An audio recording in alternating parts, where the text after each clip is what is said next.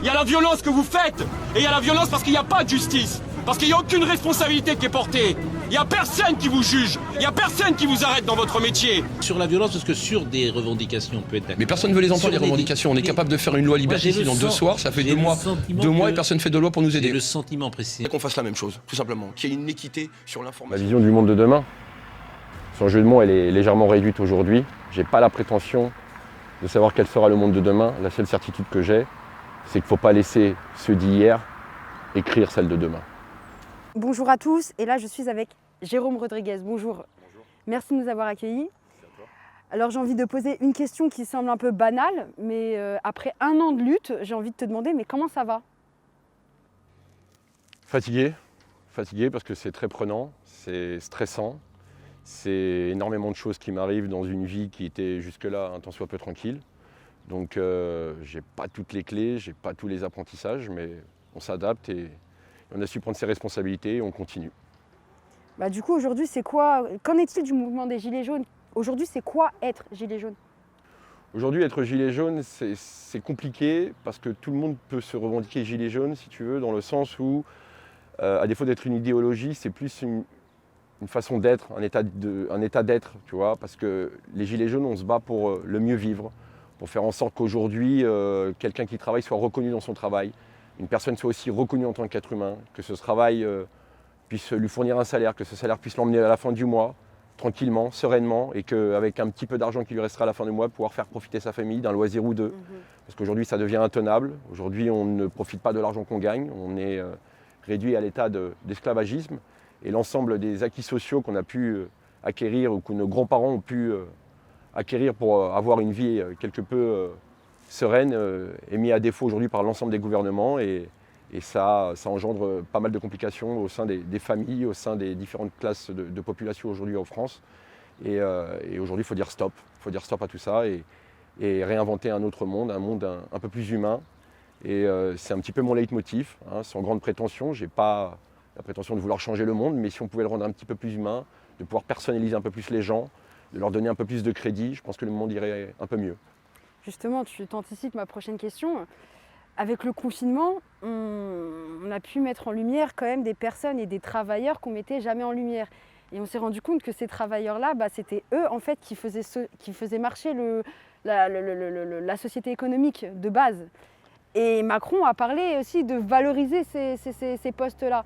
Est-ce que justement pour le monde de demain, il ne vaut mieux pas justement vraiment valoriser ce genre de poste qui est l'avenir économique de demain, puisqu'on s'est aperçu que... Il est là le paradoxe. Il est là le paradoxe parce que ça fait 1 an et demi aujourd'hui qu'on crie dans la rue, qu'on revendique, qu'on propose, qu'on dit qu'il y a quelque chose qui ne va pas en France, que ces métiers qui aujourd'hui font vivre la France, qui font en sorte que nos rues soient propres, que nos enfants soient gardés, que nos hôpitaux soient nettoyés, que nos rayons soient achalandés de produits, à savoir que ce sont des petits métiers qui mettent en rayon, ce sont des petites mains avec, qui ont des horaires et des salaires qui sont ridicules. J'en parle parce que j'y ai travaillé dans ce monde-là pendant 20 ans, donc j'aime bien parler de ce que je connais. Ce qu'on appelle aujourd'hui les hôtesses de caisse, les hôtes de caisse qui aussi ont des petits salaires et qui ont une responsabilité folle qui est celle de l'argent, qui est celle d'encaisser. Et aujourd'hui, ces différents métiers ne sont pas rétribués, ne sont pas reconnus, voire mis à mal. Et pour revenir sur le paradoxe, le virus, aussi négatif qu'il a pu être, a été quelque part positif parce qu'il a mis en avant, non pas ses premiers cordés, comme pourrait dire M. Macron, mais ses premiers tranchés, ceux qui ont été au contact, qui ont pris pour une valeur d'une vie humaine qui est celle de 1 000 € de prime, de pouvoir aller au contact dans les transports, de pouvoir se rendre sur leur lieu de travail. Aujourd'hui, je tiens à rappeler que si vous n'avez pas un petit gars ou une petite dame sur son chariot qui va aller chercher la palette pour la pouvoir mettre dans le camion, vous n'aurez pas de fruits et légumes dans vos rayons, vous n'aurez pas de pâtes, vous n'aurez pas de papier toilette pendant un confinement. Si vous n'avez pas la personne qui va les mettre en rayon, idem. Si vous n'avez pas la caissière, idem. Donc, soyons reconnaissants vis-à-vis de ces métiers qui font aujourd'hui vivre la France, non pas ces grandes entreprises qui, elles, ont profité du confinement pour aller se dorer au soleil, pendant que ceux qui triment tous les jours, ont su tenir la France à bout de bras. J'ai eu une expression pendant le confinement. Ceux qui mettaient la France à bas il y a 1 an et demi l'ont tenue à bout de bras pendant 2 mois. Tout simplement. Si, la punchline. On va la donner au rappeur. Je l'avais noté quelque part celle-là. Alors, on va anticiper du coup la prochaine question, ça va être justement sur les Gilets jaunes. Ils ont appelé quand même les banlieues à rejoindre le mouvement et malheureusement les banlieues ils ne sont pas venus, ils n'ont pas répondu présent à cette Mais ça, c'est cet pareil. appel. C'est une Est-ce légende. que vous les comprenez juste? Non, parce que c'est une légende médiatique. C'est une légende médiatique. Faut pas croire que c'est les Parisiens qui sont dans la rue, les manifs le samedi. Hein. C'est pas le Parisien pur et dur, le 75, le 7-5, comme qui dirait l'autre. Il y en a. Mais les 3/4 de cette manifestation le samedi, c'est beaucoup de provinces aux alentours et énormément de banlieues. On a chacun une petite équipe, on a chacun notre groupe d'amis au sein de la manifestation. Je te garantis que c'est que du banlieusard. C'est du 9-4, c'est du 9-1, c'est du 7-7, c'est du 9-5. C'est la banlieue. Et la banlieue est très présente dans la manifestation. Alors peut-être pas cette banlieue qu'on appelle celle des quartiers, parce que qu'est-ce que c'est une banlieue? Tu vois, là on est dans une zone pavillonnaire, mais on est dans la banlieue quelque part. Est-ce que la banlieue c'est forcément une tour, des jeunes en dessous et la vie qui va mal avec? Non, la banlieue ça regroupe aussi l'ensemble des villes. Donc alors à ce moment-là on parle de quartiers. Oui, les quartiers ne nous ont pas rejoints. Pourquoi? Je ne sais pas. Ils ne s'identifient peut-être pas au phénomène. Moi j'ai eu l'occasion de discuter avec des jeunes à Sevran, dans une association que tient mon ami Fauzi Lelouch et qu'il a mis en place pour pouvoir apporter des aides aux devoirs et de pouvoir aider les personnes qui ne parlent pas français à remplir des documents. J'ai eu l'occasion de rencontrer un jeune et il avait une vingtaine d'années. Et à un moment donné, je lui dis, mais pourquoi vous n'êtes pas avec nous? Il me regarde et dit, ouais, mais vous étiez où en 2005? D'accord, mais en 2005, tu avais quel âge, grand? Tu as 20 ans? Tu avais 5 ans? Moi, 2005, je l'ai vécu, j'étais à Livry-Gargan, du haut de ma fenêtre. Il y avait Clichy au-dessus. J'étais là en 2005. Tu vois, j'en ai les poils quand je t'en parle. Toi, tu as 5 ans. Tu vas me reprocher à moi de ne pas avoir bougé en 2005 ou à d'autres. Tu avais 5 ans. Je l'entends. Mais aujourd'hui, faisons fi de ces divisions qui ont été aujourd'hui l'essence d'un gouvernement qui a mis à mal nos vies, qui a mis à mal nos acquis sociaux, qui a mis à mal nos droits. On nous dit qu'on a des devoirs en France. Ouais, on a des devoirs. Mais on en a un. Celui de pouvoir bénéficier de nos droits, de défendre nos droits. C'est notre premier devoir qu'on a aujourd'hui. Et c'est ça l'important. Et aujourd'hui, il faut que l'ensemble des populations, l'ensemble des travailleurs en France, l'ensemble de ceux qui font vivre la France puissent s'unir autour d'un but commun qui est celui de pouvoir se satisfaire de sa vie et de pouvoir profiter aussi de la vie parce qu'on n'est pas des esclaves. Aujourd'hui, il y a des gens qui se gavent sur le dos de pauvres gens et il faut qu'aujourd'hui tout soit rétribué à juste valeur pour l'ensemble des populations en France et dans le monde, tant qu'à faire, si tu veux. Et il faut arrêter de surfer sur ce climat de division qui n'est que bénéfique à ces gouvernements, à ceux qui dirigent le monde aujourd'hui. Parce qu'eux, ils ont compris un truc, hein. Ils convergent. Nous, on parle de convergence. Tous les groupes de lutte parlent de convergence. Mais eux, ils le font bien, dans un seul et unique but, faire du pognon. À nous de converger. Mais du coup, à quand la convergence des luttes? C'est ce qui est le plus compliqué, tu vois. Ce mouvement m'a apporté beaucoup de choses. Le fait de pouvoir discuter avec différents groupes de lutte, que ce soit des quartiers, que ce soit des associations, que ce soit des hommes politiques, tu vois, des gens qui sont dans la lutte d'une manière ou d'une autre. Et l'impression que j'ai, si tu veux, le ressenti que j'ai aujourd'hui, c'est de me retrouver comme un cuisinier face à une table avec remplie d'ingrédients et de ne pas trouver le liant. Parce qu'au final, la recette, ils ont tous la même. On a tous la finalité, on a tous la même. On a tous le même objectif. Mais chacun est prophète du chemin à prendre. Et c'est ça qui est plus compliqué. Non, moi je veux passer par là pour y arriver à cet objectif. Non, mais moi je pense qu'il faudrait passer par là. Non, moi je pense qu'il faudrait qu'on y aille tous ensemble sur le même chemin. C'est ça le plus compliqué. Hein. Que tu prennes les mecs de cité, ils veulent la paix, ils veulent le pognon, ils veulent bien vivre, ils veulent que leur famille soit heureuse. Tu prends le travailleur, le prolétaire, celui qui travaille dans une mine, dans une banque, dans un supermarché, il veut vivre correctement. Tu vois, on veut tous la même chose. Quelle que soit la couleur, quel que soit ce qu'on pense, ce qu'on vit. Et ça, j'ai pu le remarquer grâce aussi au mouvement. Bah là, la revendication du moment, c'est être contre la violence policière, notamment avec ce qui s'est passé aux États-Unis, mais en plus de ça, avec ce qui s'est passé avec l'affaire Adama Traoré et les multiples... Ça fait des années que ça dure. Toi, en tant que justement, tu es quand même la figure phare de la violence policière, enfin de celui qui s'est fait victimiser par la violence policière. Au sein des manifestations, oui, voilà. Parce qu'aujourd'hui, certes, j'ai perdu un œil, mais on est une trentaine de copains à avoir perdu un œil au sein du mouvement. On est 40 personnes en l'espace de 2 ans à avoir perdu un œil. Entre janvier 2018 et août 2019, ce sont 40 éborgnés. Tu en as 25 qui sont gilets jaunes parce qu'on a réussi à les retracer. Qui sont les 15 autres? À savoir qu'en 2016-2017, tu avais 3 éborgnés. Même t'enlèves le mouvement des Gilets jaunes, t'en as déjà 15, ça, soit 5 fois plus en l'espace de 1 an et demi sur 2 ans opposés. Non, mais ce que je voulais dire par là, surtout, c'est qu'aujourd'hui, la violence policière, on ne peut plus la nier.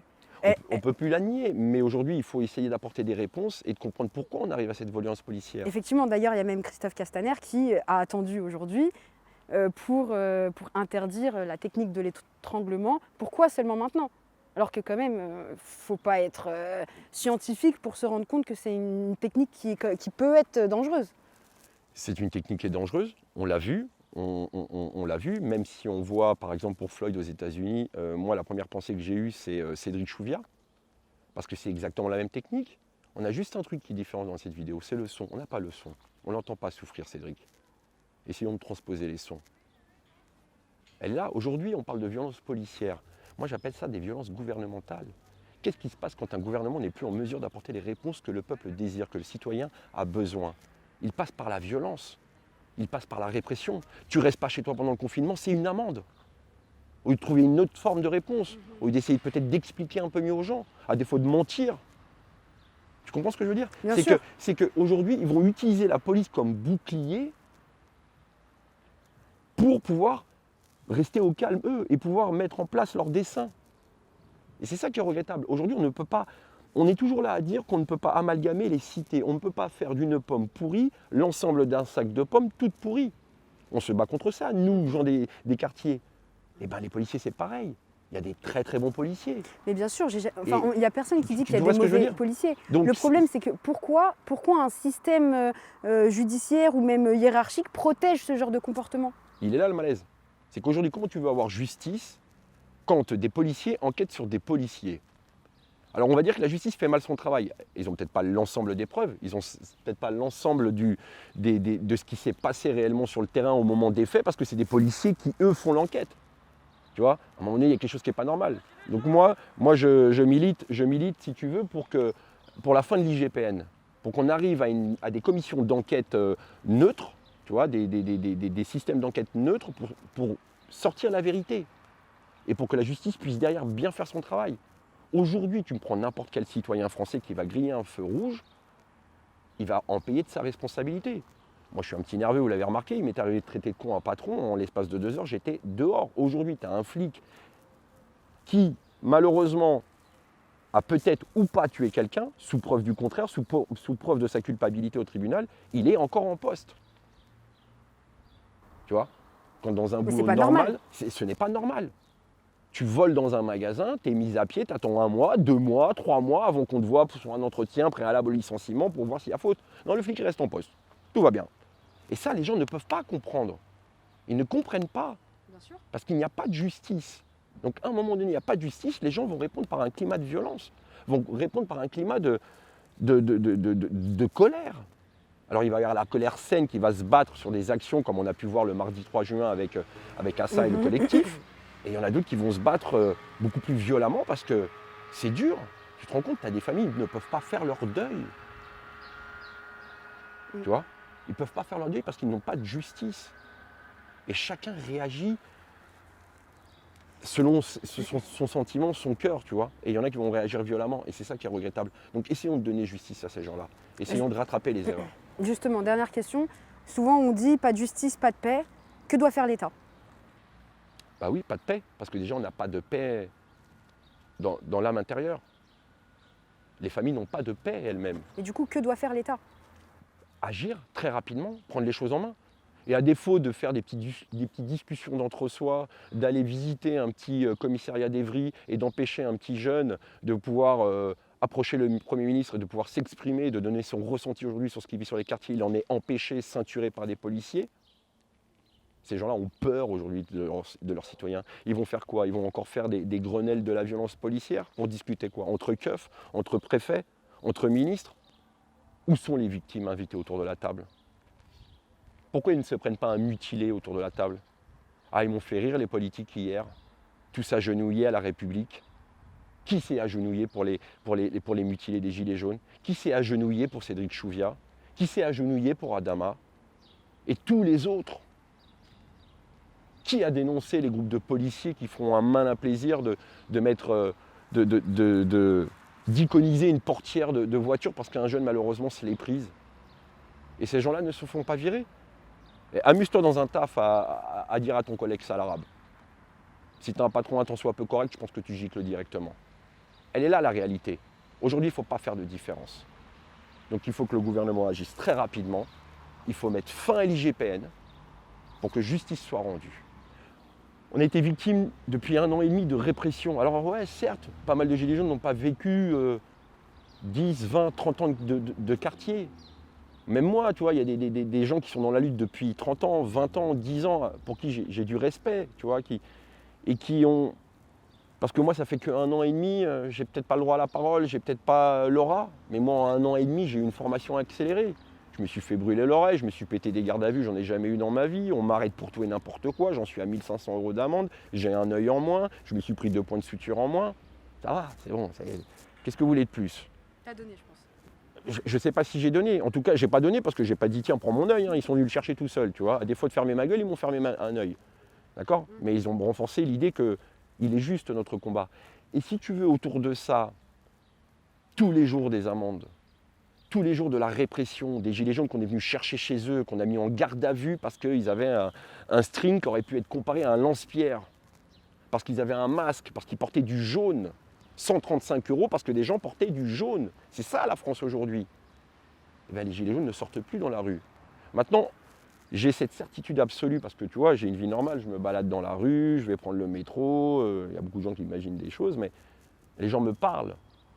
En 1 an et demi, 2 ans, presque aujourd'hui, j'ai eu 4 situations où des gens n'étaient pas contents vis-à-vis des gilets jaunes ou de ce que je pouvais représenter, tu vois. Le reste du temps, c'est que des gens qui sont positifs avec moi, qui nous disent qu'on a raison, qu'il faut continuer le combat. Et beaucoup de gilets jaunes aujourd'hui ont cette colère, mais restent à la maison parce que un œil en moins. Faut le donner l'œil. Hein. C'est pas facile à vivre. Hein. Il y en a, ils ont perdu leur travail, il y en a, ils n'auront pas de justice, classés sans suite. Qu'est-ce que tu veux faire à ça? Ils ont gagné par la peur.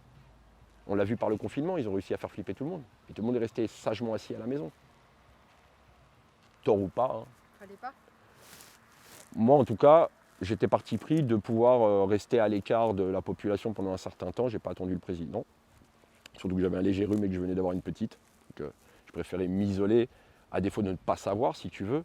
Mais aujourd'hui, je me pose des questions. Et c'est pas être complotiste que se poser des questions. On Tout est simplement. d'accord. Voilà. Après, Merci je suis beaucoup. pas, comme je dis, hein, je suis pas expert, je suis pas scientifique. Je parle de ce que je connais. Voilà, si l'avenir nous le dira, s'ils ont fait ou pas bien, en tous les cas. Bah, merci en tout cas. Merci à toi.